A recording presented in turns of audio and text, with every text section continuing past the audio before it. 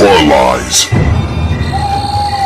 Hey guys, Rob from Georgia here with you once again. Your Wednesday night host here at BodyBags. It is week 339 and we are literally in the midst of theme week.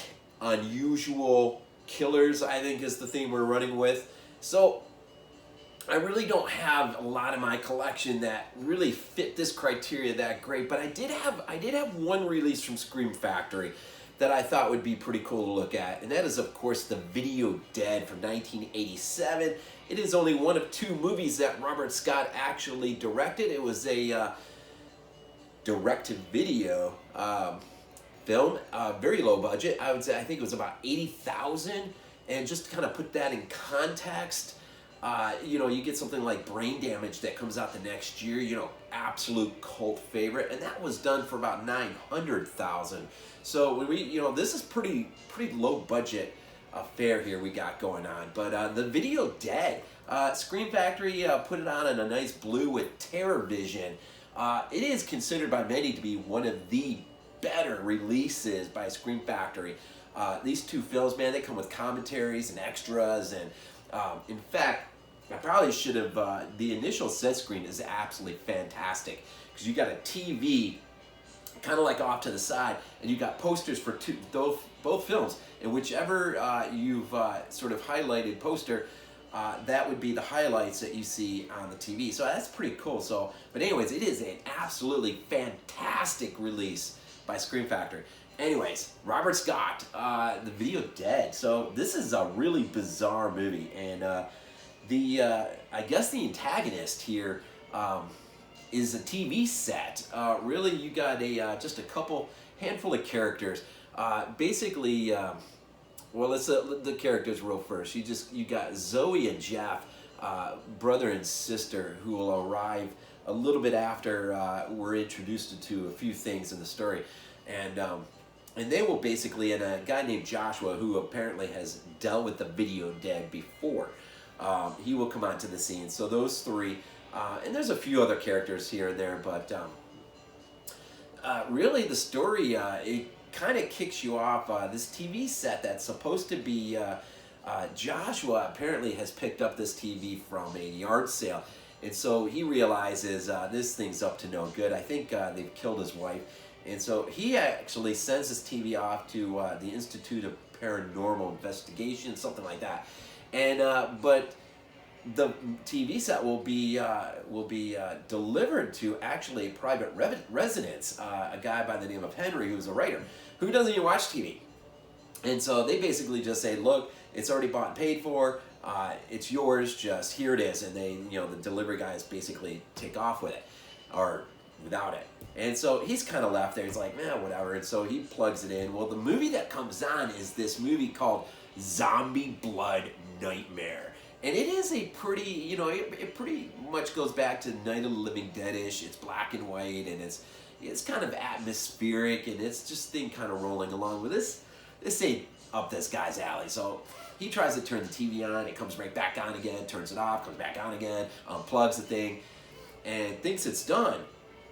Well, then the TV comes back on, I think while he's sleeping, and lo and behold, the zombies who are in the TV, this film, going on, come out of the TV set, and the next day, the delivery guys come back again, and realizing their mistake, to come back and get the TV set. The door's sort of semi-ajar, they kind of push it open. Well, there, standing in there is Henry, of course, is dead, and they bug out of there quick. And so now you got to jump out about 3 months.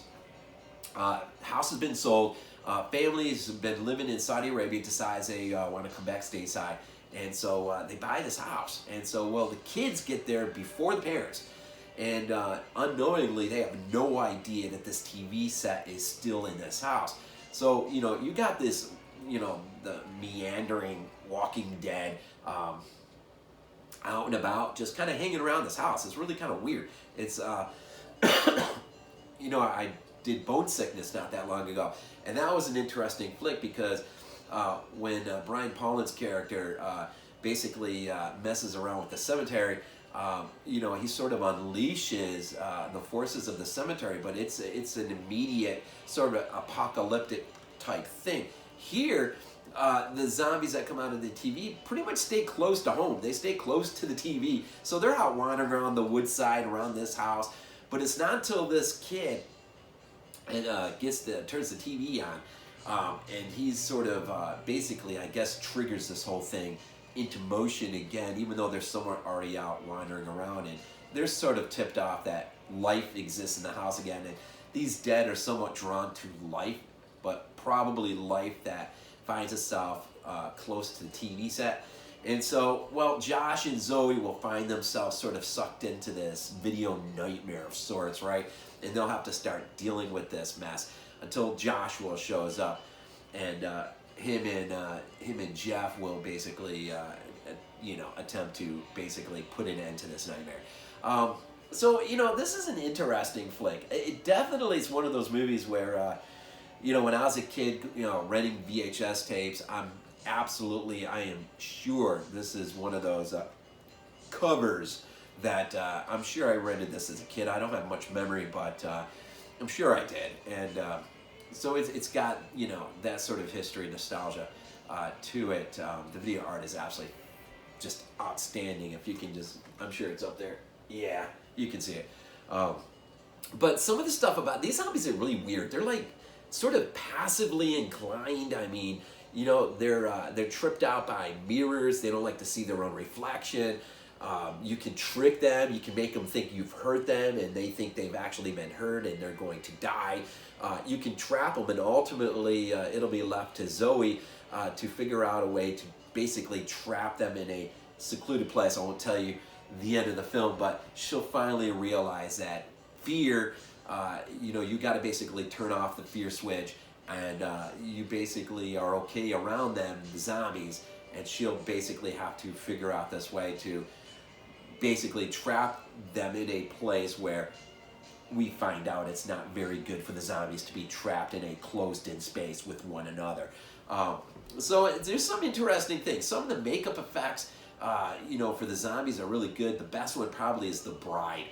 She's freaking outstanding. There's a great chainsaw scene where she's chasing after Jeff with a chainsaw, and the end of that momentum of that scene is actually pretty good. It has its moments, but it has its cheese. I would love to hear Chris actually rate this on his cheese factor scale thing that he's got going on. But it's got its moments. It sort of feels like it drags a little bit here and there. I don't know if that's really the budget as much as it's perhaps the writing. They are really sort of it's a restrained film in the sense that it's really pretty much right in around this one area that they film, and but they do introduce a lot of interesting ideas. Just the idea that, again, you know, I think, you know, not since Demons 2 we had a TV become a portal, then for demons, of course, but now for zombies out of this paranormal sort of altered dimension. We never really get a full idea exactly what this thing is, but it is a fascinating idea, this thought that you know, the damaging effects that TV actually does have on us. I think it's I think the guy, I think Joshua was the one who says TVs don't kill people. What comes out of the TVs kill people. Comment on what we soak up. I don't know. It's interesting, some of the thoughts that go in, but maybe the greatest kill, I don't know, the whole thing is a maid gets turned head up into a washing machine and put onto a cycle, and she kind of like starts to spin. That's pretty good. But the Video Dead, kind of a hellback to the old days of VHS renting, and for the longest time, I don't even think it ever got a DVD release until Scream Factory brought out this really sweet 2-film release with TerraVision on Blu-ray. And it is actually, I'm sorry, it is a DVD pack too. It's a combo pack. But it is an absolutely fantastic release. And the movie itself is not bad. It's different. It's not a movie I'm necessarily going to go be plugging right back in again. anytime too soon. But once in a while, it's, like I said, it's got some interesting thoughts that, boy, you would love to see explored in more depth and with probably a lot more money. There's some really fascinating things going on in this, and a lot of tipping in the hats, you know, to whether it's demons or George Romero zombies, even Fulci's on. There's a sort of a Fulci-looking zombie in this movie. That's pretty cool. The gore never gets really crazy or anything. It's got its moments, but it's nothing like we get, you know, with a Fulci or a Romero film, right? Nothing like quite like that. And it's a fun movie. It's kind of a fun movie, and it kind of takes its different turns and whatnot. And so The Video Dead, have you ever seen it? It is an unusual killer type film in that we have the TV sort of sets things off. It's kind of its own problem, and which kind of acts as a vortex of sucking everything else around it into it, I guess. And some of the things that they apply, some of the little ideas, just the idea that you can sort of repel a zombie by having them look into a mirror, and they don't want to be reminded by the fact they're dead, right? So it's pretty cool. But if you've never checked out The Video Dead, definitely check it out, just because, I mean, it's a throwback to the good old days when some of us who are old enough to remember walked those shelving lines at the video stores and, you know, rented our 5 movies for the weekend at an extremely minimal price. And it's not just, man, I miss those days. But The Video Dead would have easily, probably, I'm sure, gone home with me a few times at least. The artwork was the type that it just demanded that you pick up this movie and take it home. What you got out of the movie might not have been quite to the level of the art, the cover art, but it's fun. It is fun nonetheless, and so I hope I'm not sort of too down on it. It's just it's a fun movie. It is a fun movie with minimal expectations. It's definitely a fun movie, and hopefully appropriately placed in the midst of this very unusual theme week. I'm definitely curious to see the array of films throughout the week and what everyone else is doing. And but anyways, from 1987, a Robert Scott film, The Video Dead. If you've never seen it, check it out. If you have, what'd you think? Leave a comment, hit the like button if there's something I said you liked. And yes, I'm still sick. My whole family's still sick. And I just can't seem to shake this thing. But anyways, thank you for tuning in and checking out another episode. BodyBags. As always, we leave these things off with Go Bills.